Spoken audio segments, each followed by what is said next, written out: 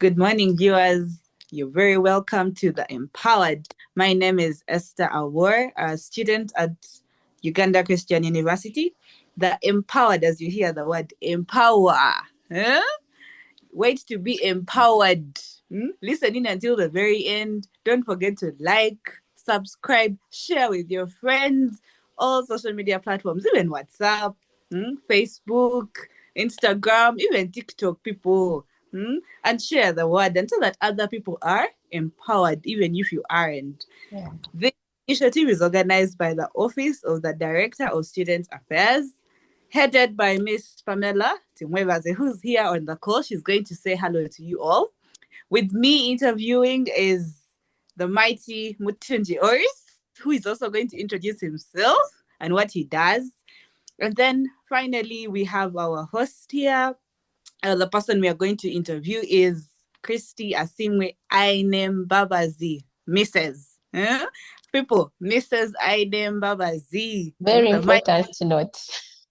important to note. And in this show, we are going to have the journey that Christy had throughout her time at UCU. She's going to tell us about her academic journey, her spiritual journey, her journey through honors college, through leadership, through the fellowships, and finally, she will tell us how this whole Mrs. Ainembabazi thing is going, right? In terms of marriage and how she's handling to managing to juggle all the three or the many things that she has to do with even the work and career that she's doing.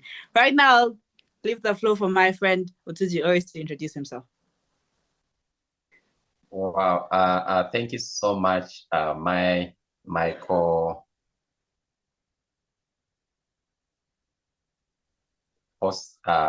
Esther. Yeah, my name is Oris Mutunji, and I'm as well a finalist, yes, or waiting graduation at be a part of the team that will be interviewing our most honorable guest for the day, Mrs. Christy Asiimwe Ainembabazi. Yes, she really inspired most of us, and I can say almost most 8 or 90% of the students at UCU, they look at what she has already achieved. Very true. So if you're part of our day, we believe that there will be so much to learn, and learning from the very person that has already gone through and achieved what we hope and look up to. So I believe this is worth your time and attention. Yes, so you're welcome. Yes, Back to Esther. Thank you so much, Doris, for that. Wow. We are already starting with fire. Right about now, we'll have Mrs. Pamela to introduce herself and say hello to us. As the viewers, we are inquisitive. Who's our dosa? Is she friendly? Approach her. Okay, my name is Pamela Tumwebaze. Extremely friendly. Yes. I'm the coolest dosa. Like when they Yes. gather all the cool people, I become the coolest. And it's an absolute honor for me to be with you. These two interviewers are actually wonderful people, Esther and Oris. I have been very privileged to be in part of their lives, I think, part of the Yes. journey they've had at UCU. Yes. So I'm very, very much honored to be with you guys. You too, you're great. You're really the creme de la creme. Wow. But then there's another one, Mrs. We shall hear from that one. I think I shouldn't crack the nut yet. It's a great, wonderful opportunity that she even offers to share her story with us. That's what the Bible calls generosity. She joined in first year. I first met her in her first year, pun intended, and she really impressed me right from the word go. And then she graduated and she was still top of the class. Like she became top. until the end. And, Wow. and I was there to see. Don't count my age. But I, I was extremely privileged. So then they get to read her name, and I said, "Oh, that's Christy. I know her, you know." But let's get to understand exactly how you can start off and excel and just keep excelling up to the end. And it's impressive that then she graduates and then she gets married and then she gets happily married and she she remains happily married and happily working and happily serving the Lord. You see, our God is a God of abundance. So let's Christy go ahead and share with us. It's going to be a wonderful session.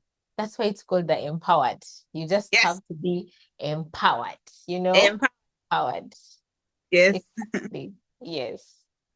Thank you so much, Madam Pamela. Indeed, we are already getting inspiration. Yeah, I like this is starting. Everyone is coming with a smile, with words of encouragement, and I know that the viewers, for one, will actually appreciate this engagement. Thank you so much, Madam Pamela, for organizing this. Thank you so much, Christy. You sacrificed your time, the effort, not forgetting the people in the background, the e-learning team. Oh, Round of yes. applause. Oh, yes. Thank Clap for you. Thank you.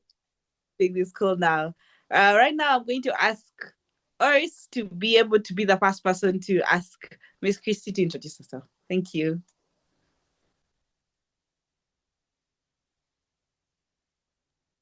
Yes. Thank you so much, Esther. Can someone confirm? Can I be heard?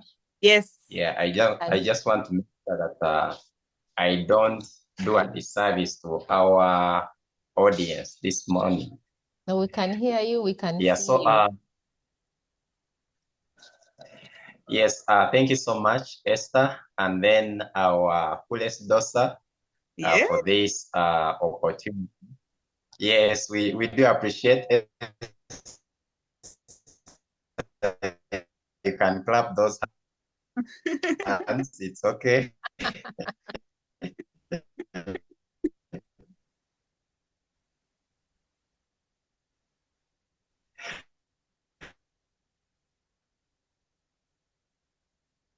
I think Oris's network is not cool enough.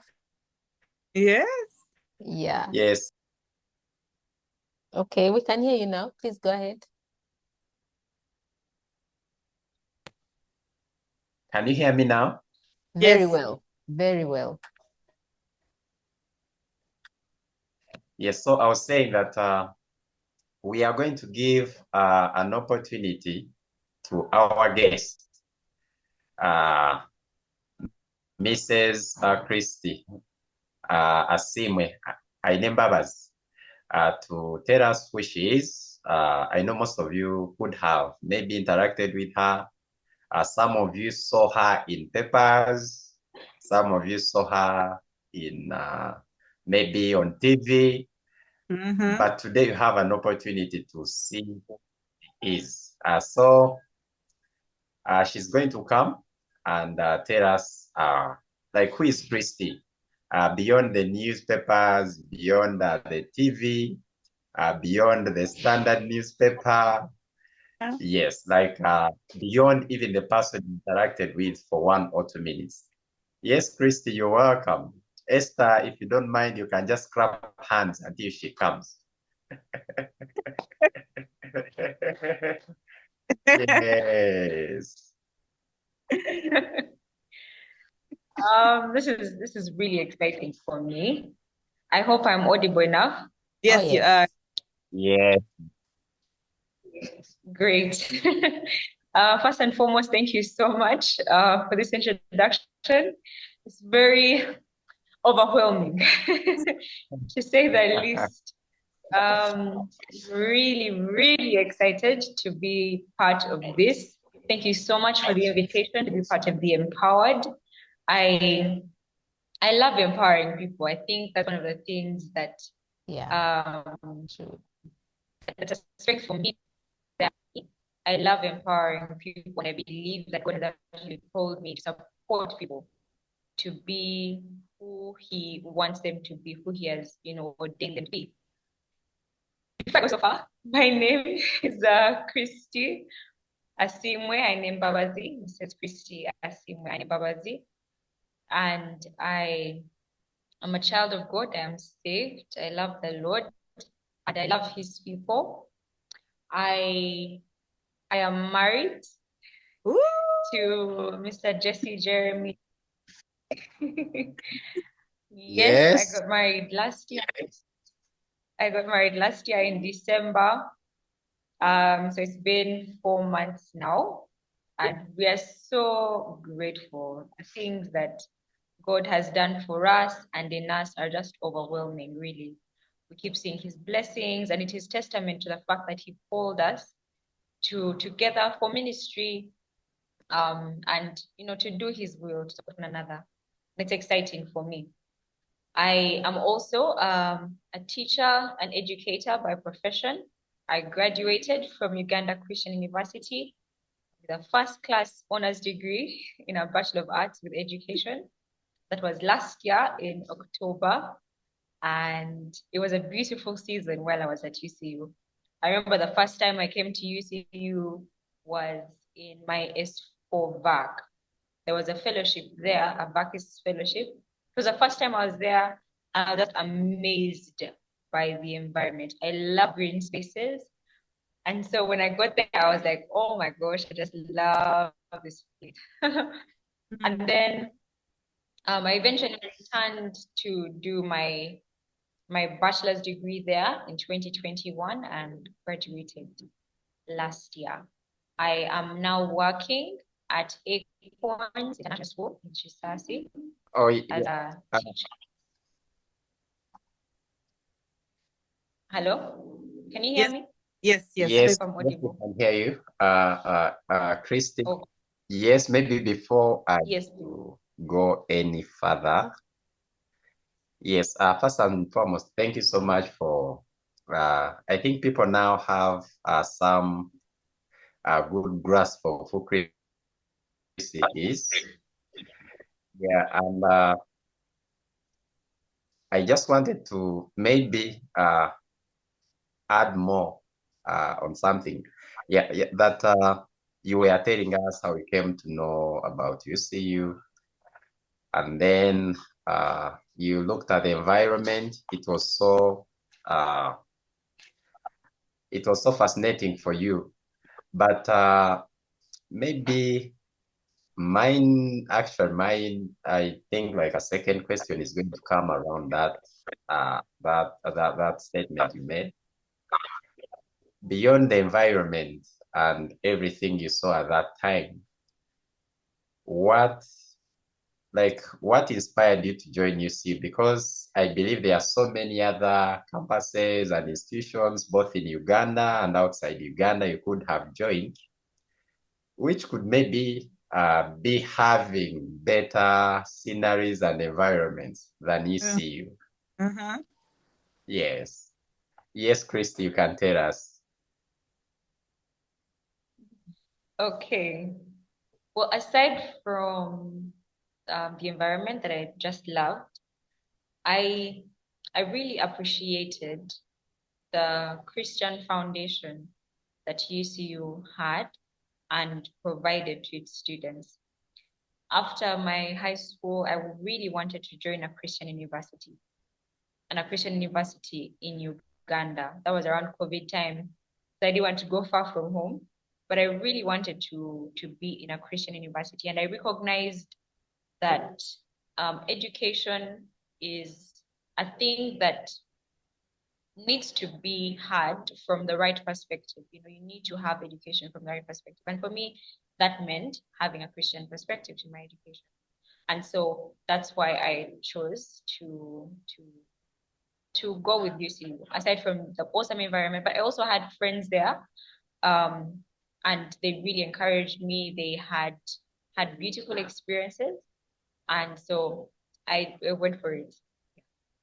Awesome. How were you then able to, thank you so much, Christy. How were you then able to connect yourself with the right fellowship, say, for example, a young one that is joining this May intake? Actually, I think they start reporting this week at the end or next week, and they're curious. They're like, oh, I have joined UCU. They say it's a Christian university, but where do I start from? Yes. Maybe Esther, Well, Esther, actually, before, as Chris is preparing to answer the question, Yes. most people usually find themselves. I've had people like our last guest on this very program. Yes. Like, oh, I got into UCU by accident, and I got back it later. So Esther, for you, was it your experience like Christie's or Mr. Dumba's experience? Ah, Share. me, I was very UCU. I actually forced my dad to pay one fee. When because we had, almost everyone in this country does MOOC pre-entries and UCU pre-entries. So my dad was in for Makere. He wanted law school of Makere. And indeed, I did the pre-entries for Makere. But then UCU, because it was COVID, still the same year that Christy joined in 2021, people hadn't yet fully engrossed into the physical setting. But UCU was fast because for them, they did not wait. UCU did not wait to come physically. They wanted to start online classes. And so they were going to start the semester. But remember, my career results was also not out. So I told my dad, Daddy, if you don't put me in UCU, that is going to be on you. And we were supposed to pay because we did the pre-entries, and then we're supposed to pay 1.3 million Ugandan shillings as confirmation fee to be confirmed by UCU to start, right? But remember, I was in the dilemma of my dad wanting Makere and me who wants UCU. So I really had to when he's taking breakfast, by the way, Daddy, UCU.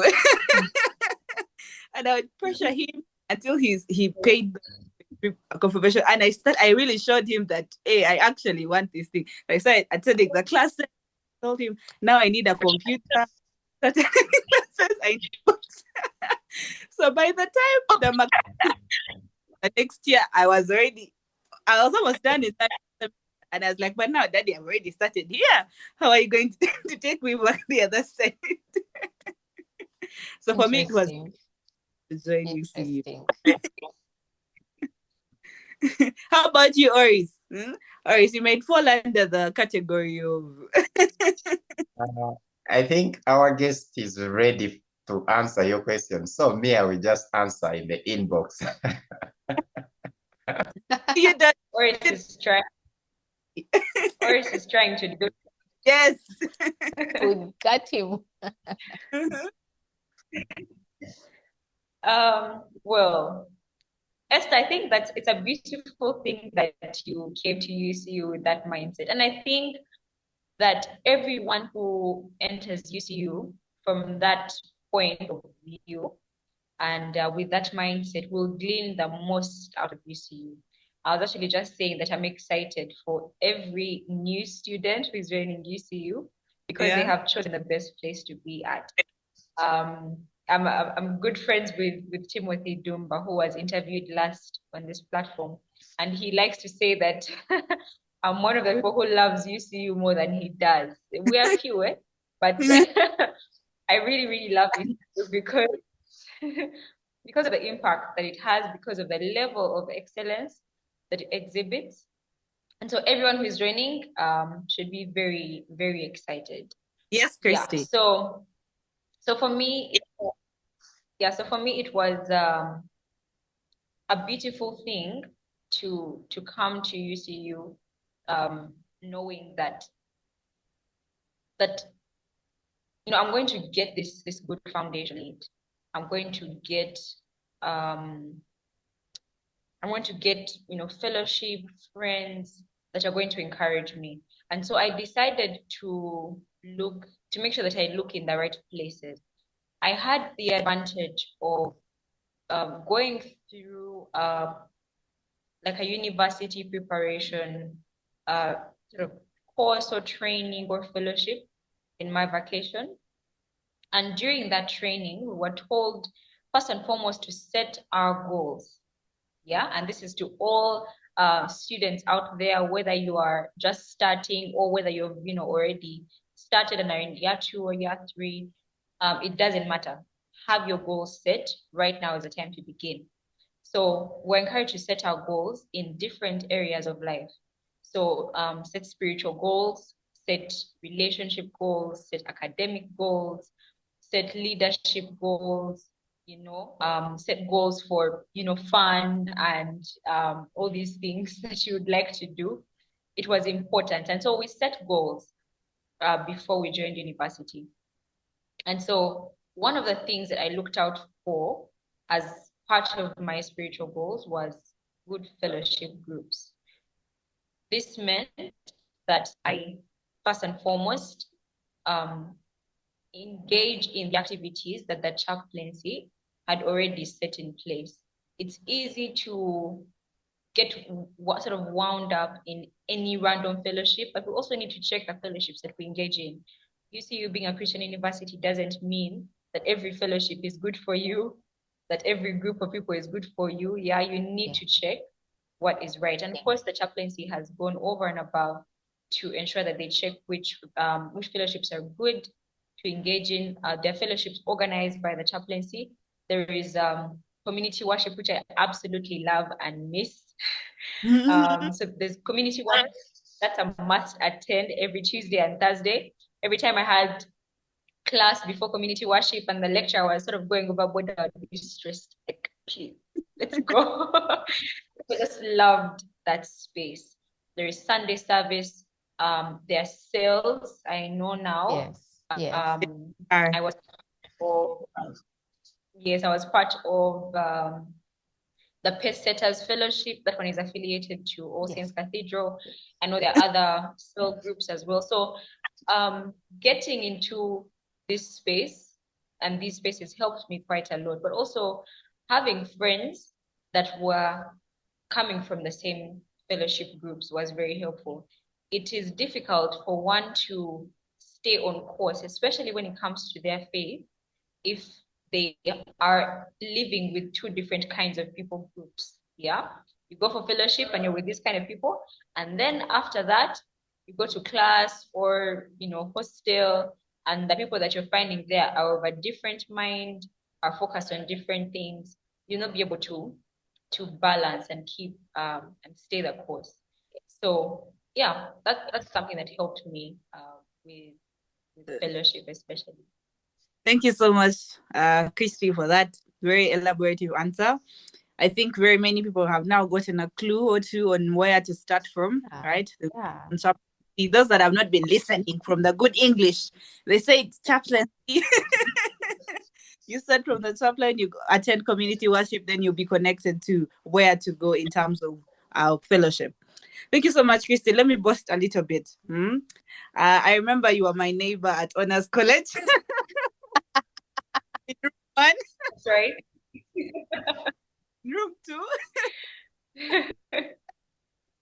I got interaction with you, but also tell us about this college experience as even your experience through the program and even how these papers and even your academics of okay, to pass this, to also time for friends and the you have. Okay. Wow. The Honors College was really a big part of my journey at UCU. It's very interesting that I actually got to be connected to the Honors College through Madame Pamela. In my first year, in my first semester, she was my lecturer of language and literature. And I think in our interactions, and as she saw the way that I was maybe responding to questions or paying keen attention to the work I was doing, she picked interest in me and she was like, you know what, you should join the Honors College. And so I actually did. I wrote the application letter, I got my my recommendation letters and joined the Honors College. So from about my second year, I was all into the Honors College. Actually, I think first year, second sem, I was all into the Honors College. And it was a beautiful space for me. First and foremost, I love leadership, and I believe that God has called me to do a number of things in the leadership area. So I love this space because first and foremost, we're able to share ideas on leadership, on how we ourselves could be better leaders. We got to have a place for fellowship, focusing again on leadership. We got to have a place to engage in community projects. One of the projects that we actually did was one that I was passionate about, and I'm still passionate about, and God is continuing to lead me in that area. Something to do with men, empowering men. I'm very passionate about men, about young men, about boys, because I know that society is built upon a family that's well established with both women and men. There's been a lot of focus on women, which is good, but most of the time we notice that the challenges that women are facing are primarily because the men are in some way not taking up their positions, their roles.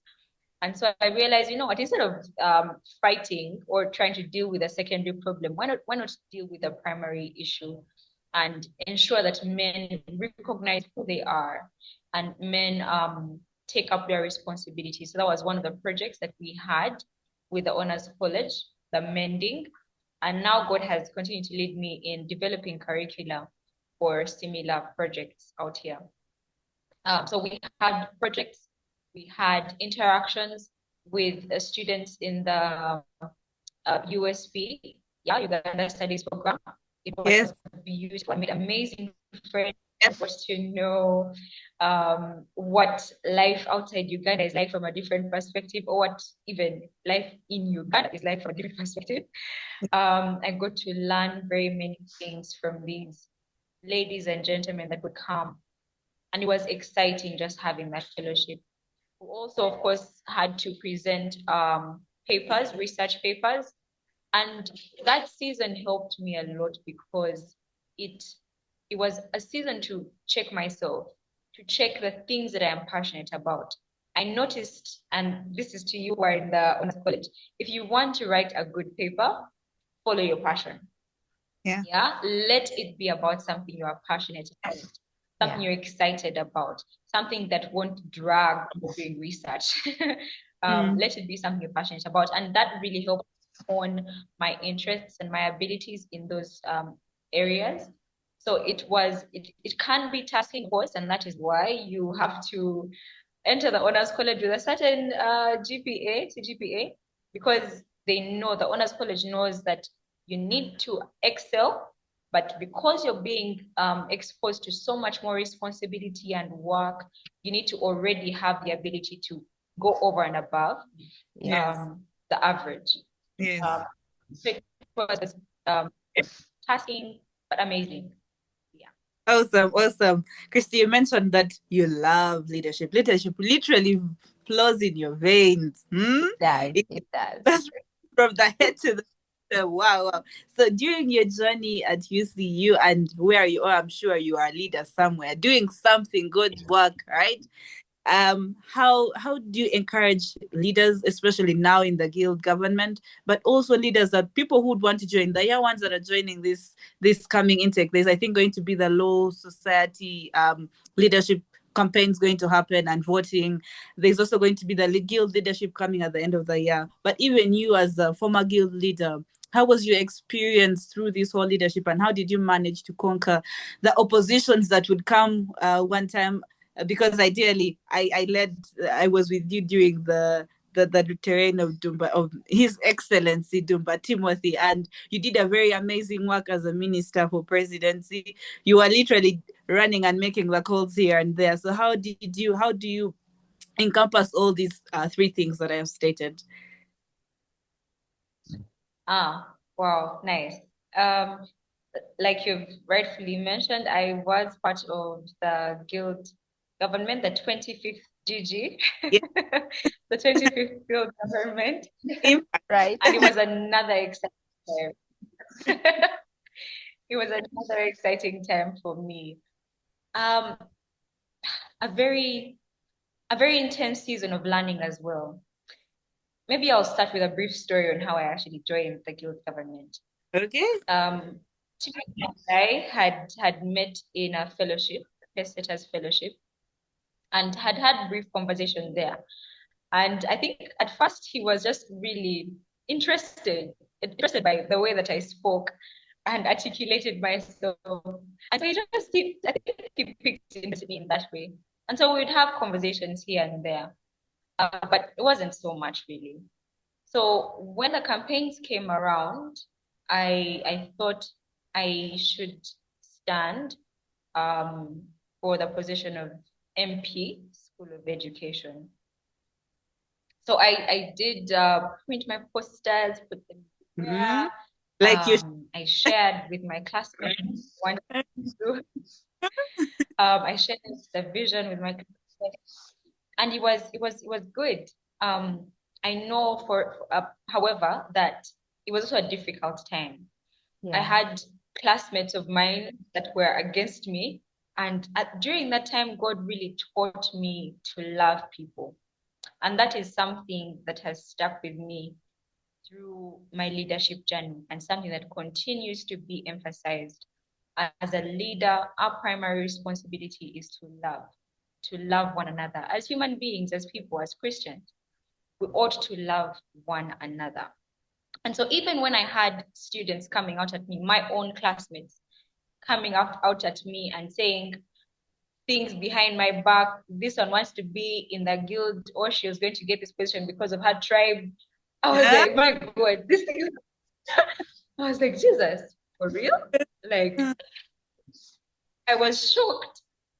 But I was also shocked by how these friends of mine seemed to like pretend like nothing had happened. So they would post these things on WhatsApp, and I would be stressed. Yeah. But in class would be like nothing happened. It was shocking for me. But he taught me to love.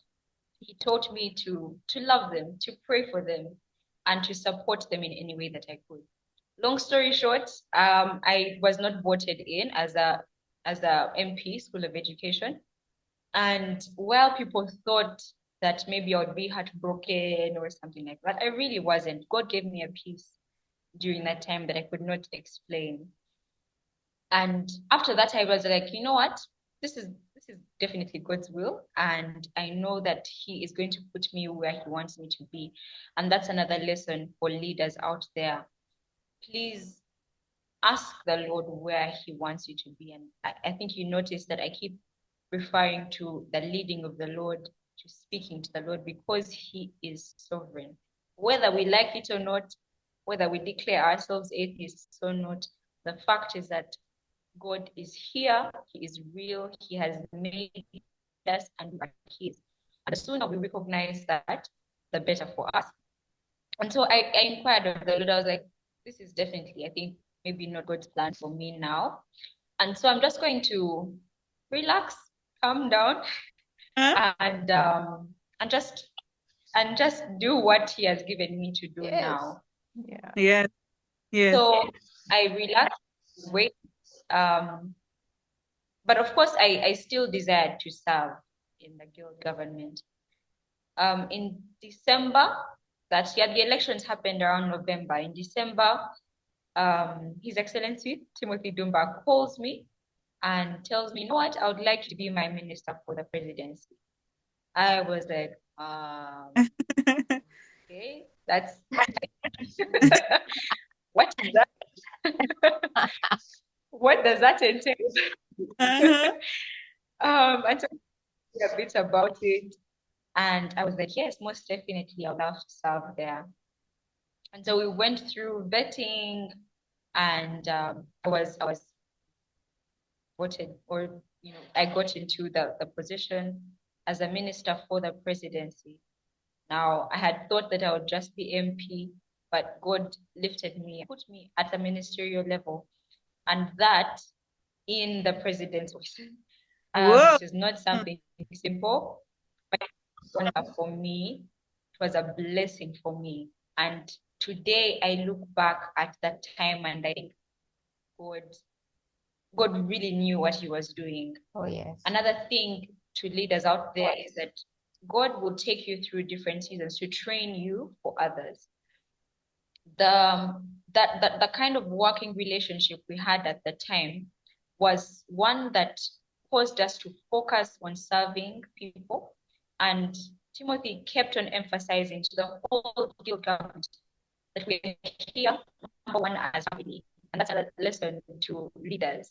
When you get together in a team as a guild government, do not seek to be better than the other, because by doing so, you are pulling down your whole guild government. Yeah. And it's going to reflect badly on you all as a team, not just on the other person that you're trying to pull down, on every one of you. Yes. And so supporting one another, just as my neck supports my head, Yeah. or my eyes support my body in leading me to where I'm supposed to be, is beneficial for everyone. And so I learned that quite a lot during that time. And I got connections to people that have been such instrumental people in my life now. I got amazing friendships. And even more, we began a leadership training, the fuel training, at that time. And now it has continued to something even greater, that is spreading not just in UCU. We're coming to our third cohort of that since the time we began it, but we're also seeking to expand it to other universities. So the things that God allows you to go through are preparation for something else, oftentimes. So even as you learn certain lessons in certain seasons, learn them not just for yourself, but also for others. And so learn with an open heart, with an open mind. Learn well, learn effectively. If you're learning a lesson, learn it to the depth of it and apply it for yourself and others. So it was a beautiful season for me then. And I want to encourage everyone who is passionate about leadership, who has a heart to serve people, to get into leadership positions. And you don't have to be in the guild government to lead. No, every one of us is a leader. Whether you realize it or not, you are leading someone. So wherever you are, do it excellently. If it's in class, if it's even among your friend group, do it excellently, and you will see the results of it. Thank you so much, Christy, for that. It was very elaborative. I share a story with you. Almost the same. I had posters. I wanted to be Senate for the Law Society. Then I was, I think, in year 1. And I made posters. I think if you go to Google and search my name, Esther, or you're going to see my posters. However, when it came to time for voting, my own classmates who had assured me that they were going to vote me did not vote me. And I went back and cried. And I was like, oh my God, I can't even get a Law Society or something. But then look at 2 years down the 1 year, because then in Timothy's government, I was the justice of the tribunal. And then in the that is Ajira's government, I became the attorney general. So again, at the end of the day, like Christy has said, it is very important, patient one, because you don't know what God's plans are, right? I was refused. He delayed my success. Is that a right way to say it? He delayed something because he was preparing something greater for me. Even for the leader, I know Law Society is campaigning right now. The elections are soon, and then the to be in guild positions. Let it not break you. Do not cry. Do not go into depression because you lost the position. More is yet to come, right? Oh, yes. God, all time. Yeah. I got very much intrigued by the fact that when Christy was joining university, she actually wrote down her goals. Yes. And it's one challenge that I want all of us to do. Whatever you do, it's important to start by putting down your goals, the goals for your life for that season. For example, those joining us in first year, you just need to note something down. And one of my favorite scriptures talks about writing it down. Habakkuk chapter 2, verse 2-3, which says, write the vision and make it plain on tablets that he may run who reads it.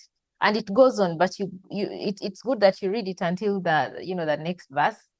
Some versions say that the heralds will run with it. It's important to note it down.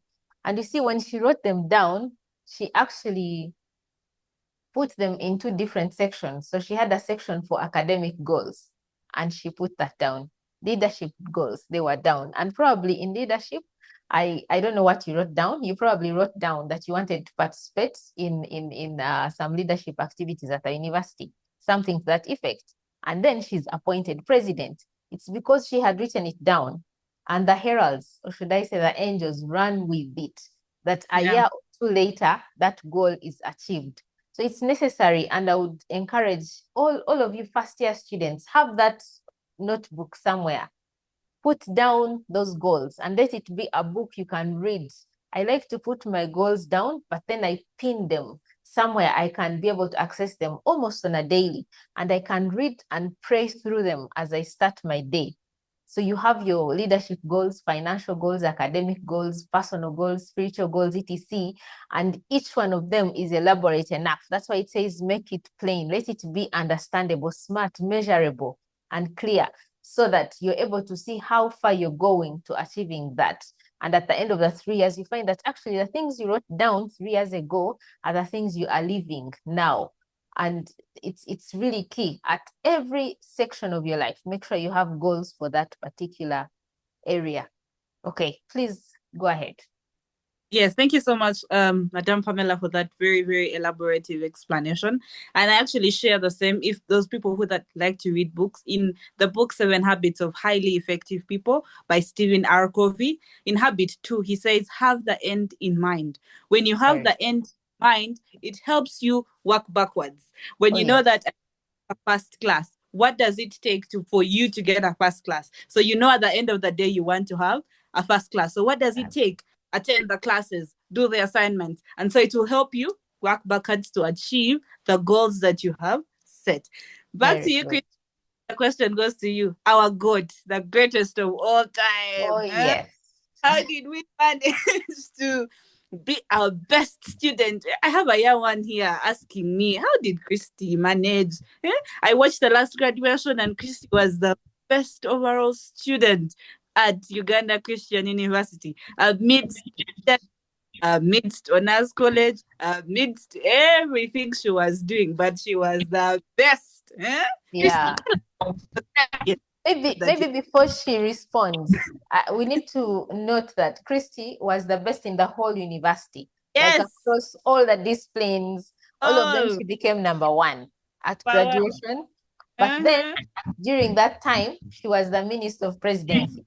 Yes. She was also in honors college, doing honors college work, which was another, it's another story, because you have to present papers, you have to attend their meetings, you have to participate in programs, mentorship programs. She even had a project that became the project of the semester. You remember the mending that we had? She became like a star at all things. How did you do that? And then during that period, I think she was also a girlfriend. Yes. So how in the world do you balance all of that and become so good at them that you graduate with a first class, first class in October overall, and then you get married in December? Like, how does that happen? Tell us. Wow. That I don't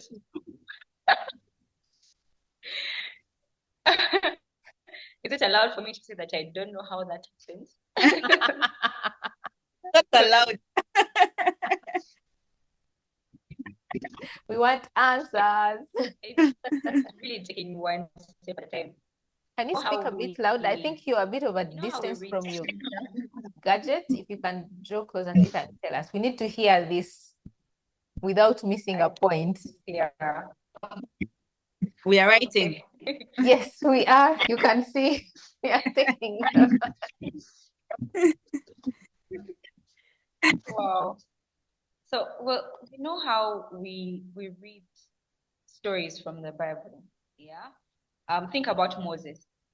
Moses went through quite a lot He was born in an Israelite camp, was transferred to a palace, eventually left Egypt, then returned, and then, delivered the Israelites from captivity. And then before you know it, he was walking through the Red Sea, like nothing just happened. Like it was a very dramatic life for him. And I think I've experienced that as well in some way. But the thing is that you don't see these things coming. You don't plan for them. Yeah, you don't plan to be all these things at the same time. Yes, we do indeed make plans in that you have goals in mind. And so you have the long-term goal and the short-term goal to help you get there. But the reality is that you don't know for sure that this is actually going to happen. But taking one step at a time, Yes. one day at a time, is what enables us to get there.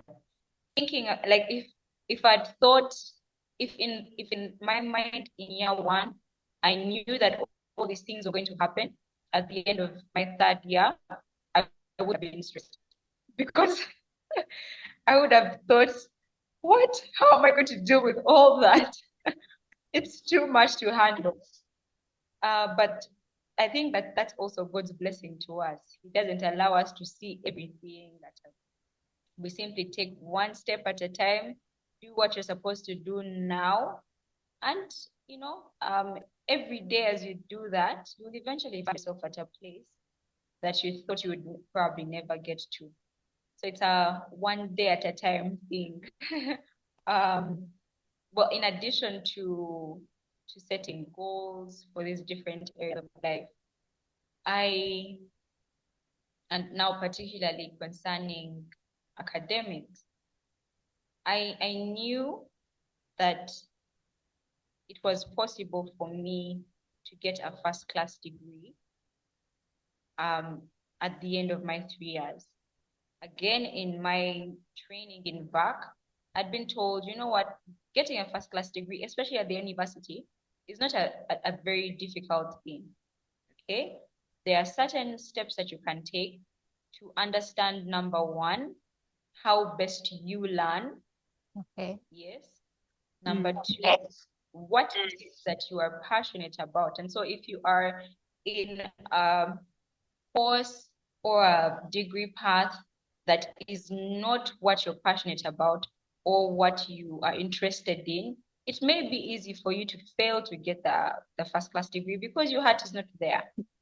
But if your heart is actually there and you're passionate about this thing, and you are doing the research with ease, you're doing the research and assignments with love, and you find it interesting, you find it fun, then it is actually relatively easy to get a first-class degree. I know that there are many things that come across our path, but we also can set plans in place to enable us achieve success. So for me, I first and foremost recognized what I needed to do to get a first-class degree. I thought if I'm to get a first-class degree at the end of the day, I need to ensure that every one of my lessons is productive. Every lecture that I attend is attended well. So if I was attending a lecture, I always made sure that I wrote notes. That's how I learn. Yeah. I learn by writing. I'm a visual learner. And so I want to see pictures, I want to see notes. And so sometimes I would color code my notes. I have my summaries in a red pen. My notebooks were just fun to look through. And so that also gave me the enthusiasm I needed for class, for revision time.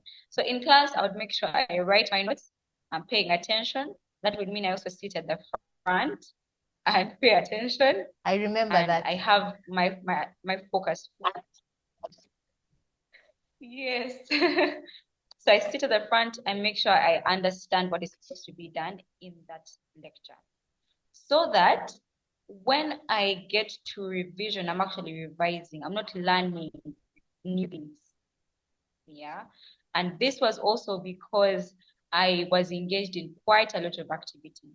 So for instance, when I was with the guild, I'd have meetings like every evening of mine, every week evening was fixed with something. I was part of the choir, so like Monday evening was choir practice time. On Tuesday, at a point, I was volunteering with the writing center. I was helping to teach.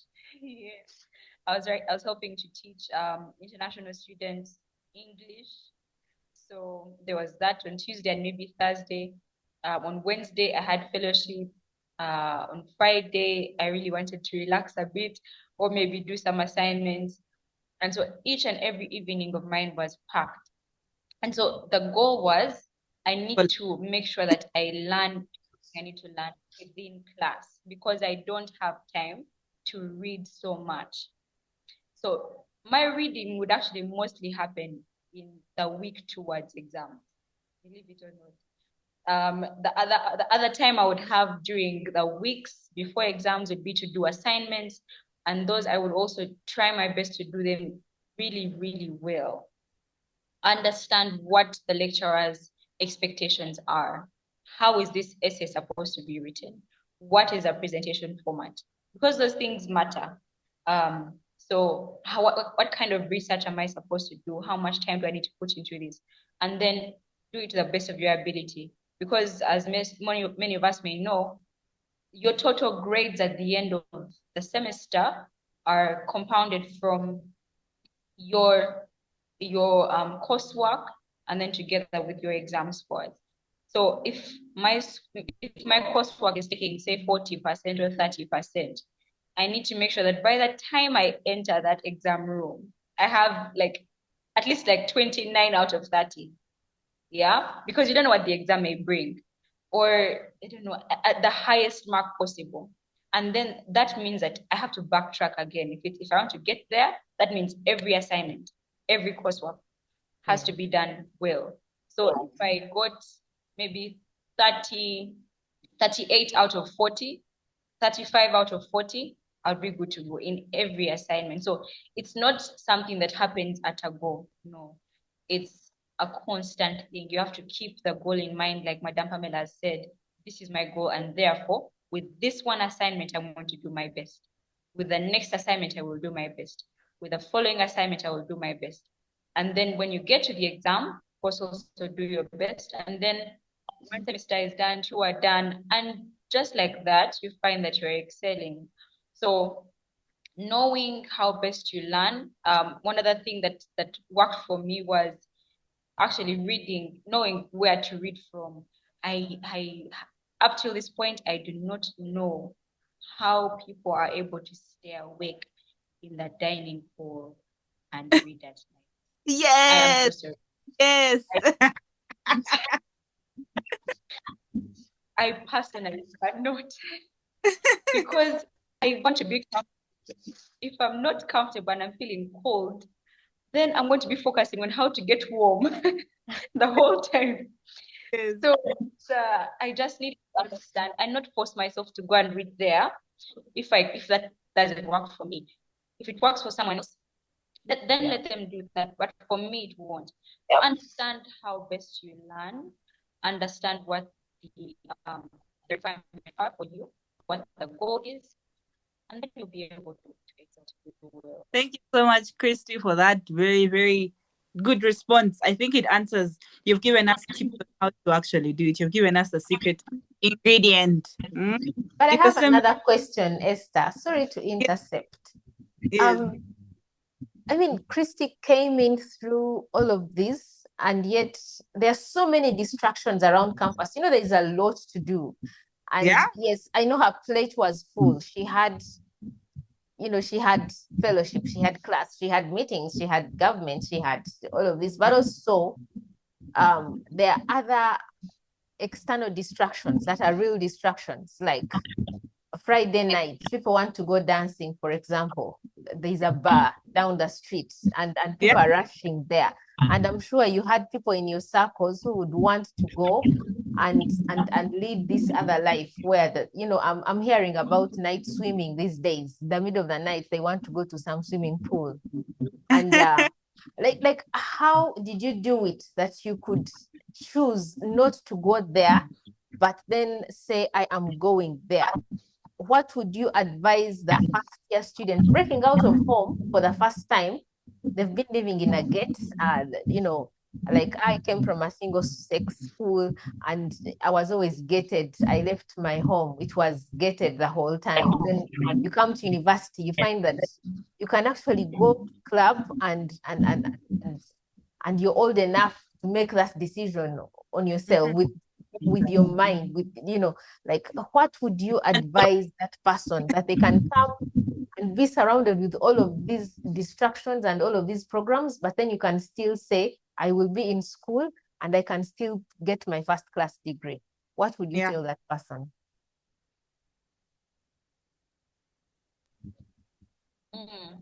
Wow, that's a very good question. This is something I believe that is a decision that has to be made by oneself.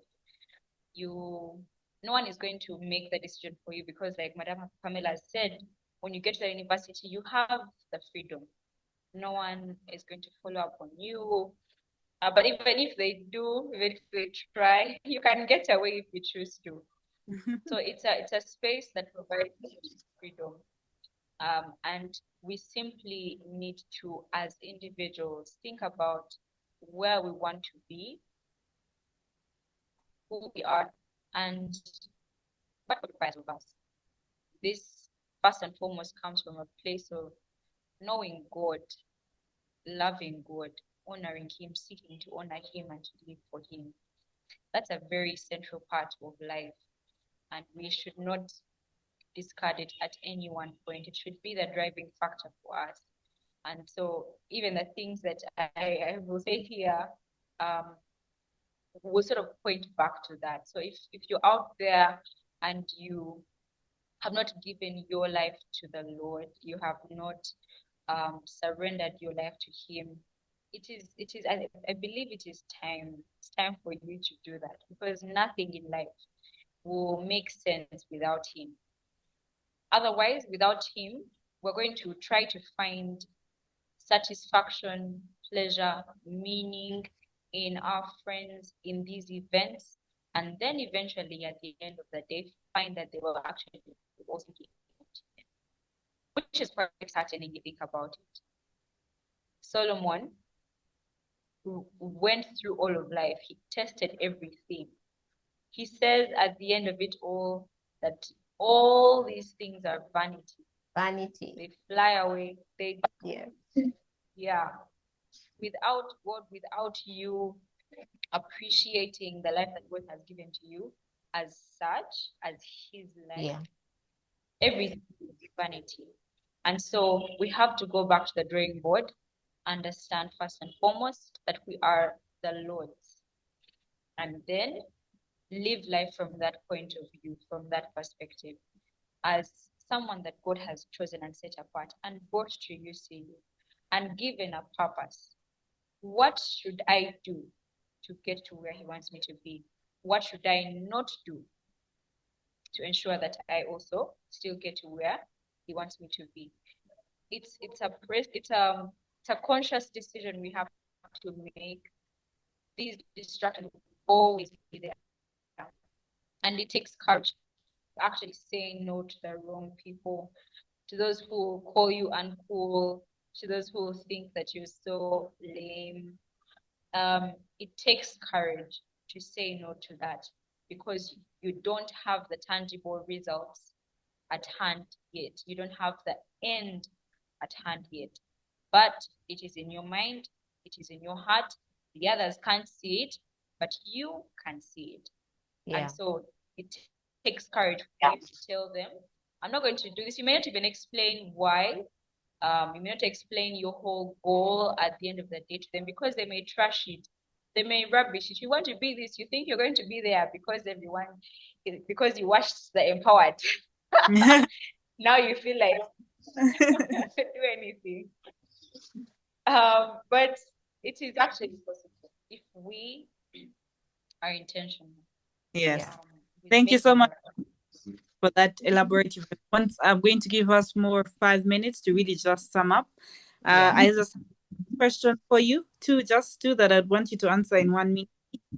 The first one is Dr. Ruheza's book, Dr. Daniel Ruheza. I don't know if you know him. He came to time and he wrote a book, What We Don't Teach at the Yes. And he was giving tips on things that in the career world that you are in, right? What would you encourage? Because sometimes we always have the cramming, for example, that way, yeah, you cram this, you cram this. When you go out in the workspace, that's what you're going to do. You're just going to do this. It's different. How you manage to manage and change, transition within a span of less than a year from your academic journey to now a professional journey. Yes, that's the first question. Could you please repeat that for me? Yes, I was asking, manage. Can you hear me now? Can you hear me? Yes. I was asking how you transition from your academic journey just last year at school to your career journey now, because Dr. Daniel Ruheza wrote a book saying what we don't teach at the university, right? And he stated in his book that there's some things that we are not really taught. Yeah, it could be the kindness at work, it could be the more work ethic you have, the relationships you have, and all. So how did you manage to transition from your academic realm to now your professional realm within a span of less than a year? Yeah. Okay, thank you. That's a great question. One of the things that helped me in my transition is, first of all, picking lessons from what I had actually learned and doing my best to apply them, to practice them. We go through university and we shouldn't simply drop whatever we learn right after we leave university. We need to pick out those principles within our, the subjects that we have learned, that we have taken, and then actually apply them. And then the other thing is to be passionate about my work.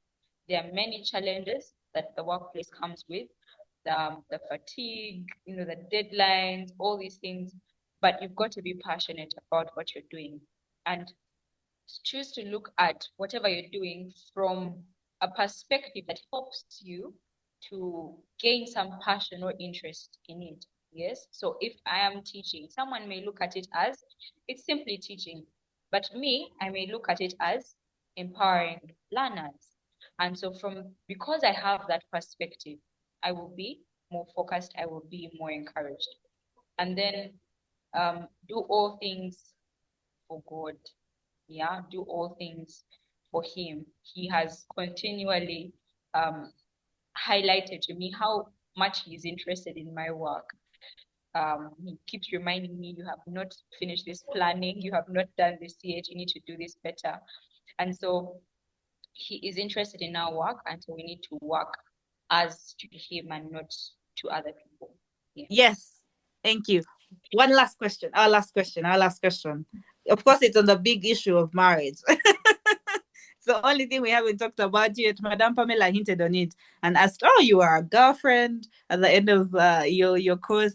And then, oh, boom, here we are. You are married. How is this whole marriage thing going for you? And how are you managing to balance? But also, people who are at the university, some people say, okay, people will start dating in year one. And then by year four, they're like, the relationships are not there. So they don't really have hope. Others are like, should I really get married? Getting married early is going to be tough for me. I need to enjoy first and then maybe get married at 30 and all that stuff. So how would you encourage, especially the students who are finishing like us?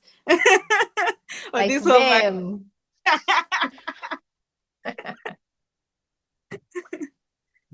Okay.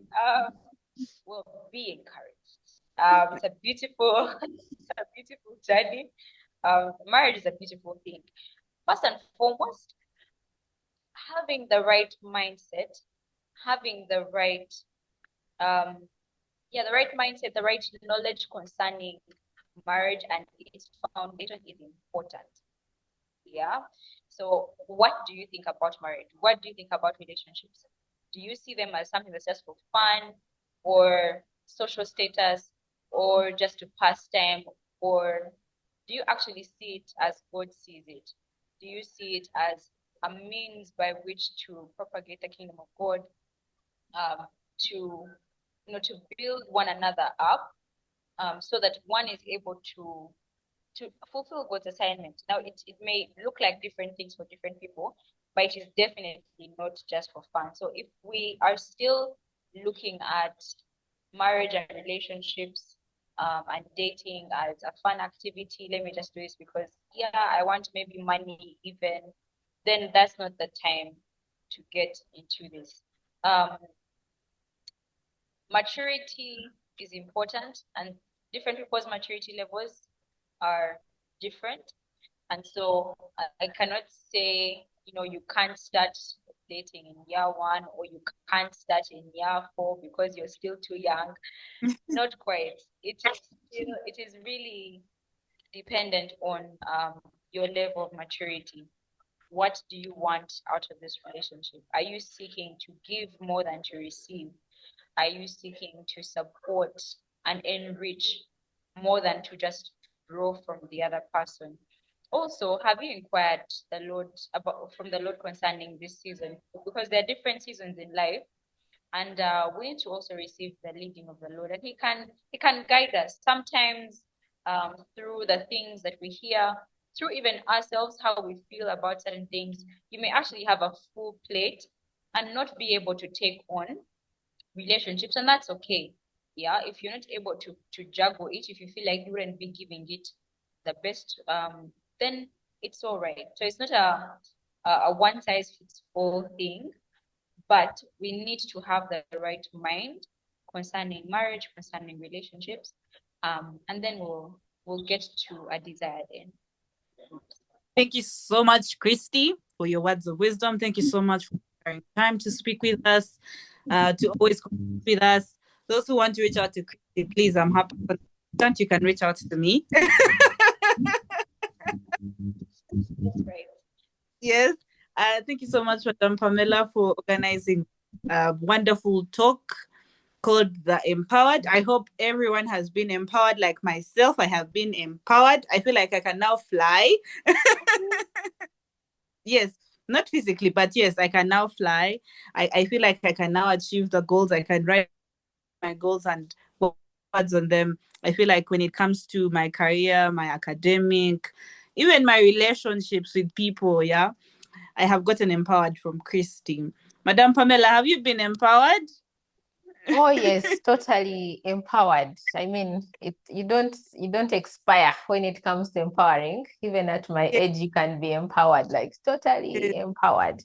But I just wanted to share one scripture with those who will be watching this. And I was impressed. Christy was able to tell us, how can I join university and be in the same age group with the same time challenges as my peers, and then I don't have to go and smoke shisha down the road, for example, or go to swim in the middle of the night with the others, or even date and still keep my way pure. I don't have to mess myself up sexually during my 3-year tenure at university. How can I keep my walk with the Lord, the way it should be? And then Psalm 119 verse 9 came to mind. It's a very common scripture. And it says, I'm going to read from the ESV. It says, how can a young man or young woman, I have to emphasize the woman, how can a young man, young woman, keep his way pure? By guarding it, that's the answer, by guarding it according to your word.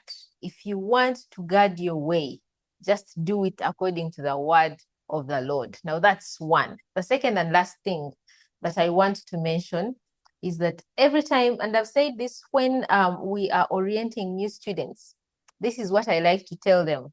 One, do not forget where you came from, and do not forget where you are going. Now, the hopes of the people who brought you, the hopes that they have in you, the investment that is being put in you, that is where you came from. Even the social setting of where you came from should be something that stays on your mind. Do not forget that part where you came from. And then what you should be, the impact you should be making at the end of your tenure at university, the end of your journey at university. That is where you are going. Do not forget that. Don't forget that the person who has invested in you actually expects a return. There should be a return of investment to that person, even to God, for giving you an opportunity to come into university. That is where you should be going.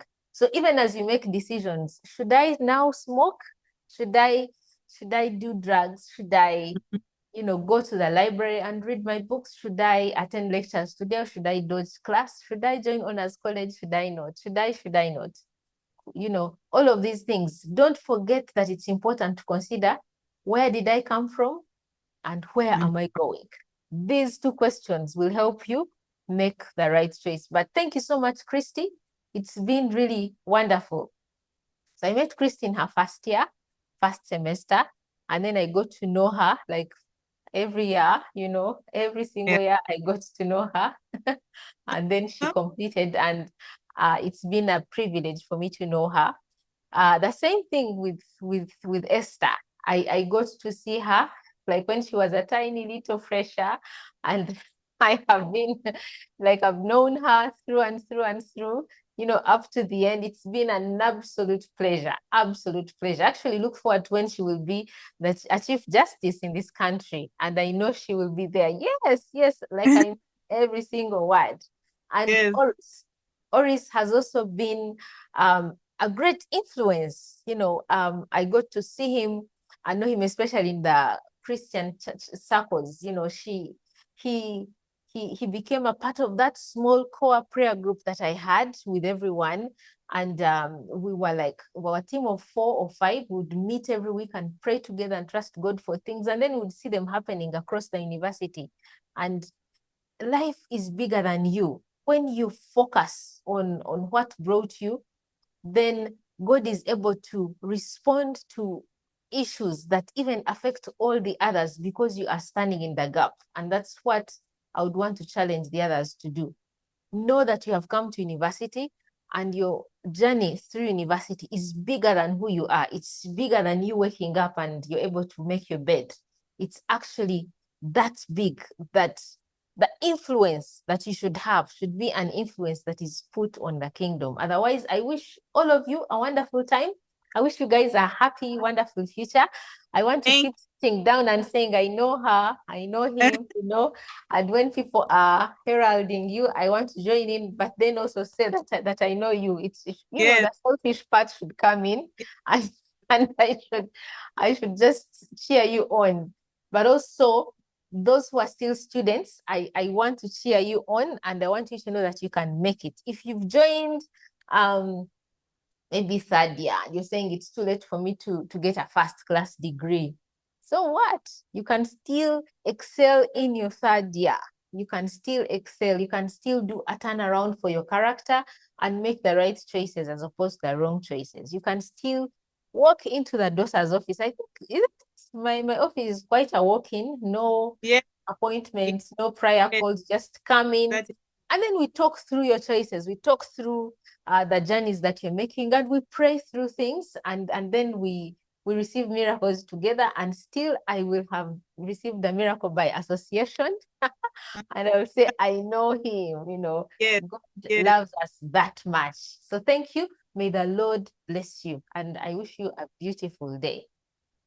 Bye. Bye. Thank you so much. Bye. Thank you, Christy. May God bless you, and say hello to your family. We love you so much. The God of abundance. We can see he's on you, and he's, that radiance is on you. I look forward to also attending Esther's things, and then we cut cake, and I know it's coming, and Oris is too.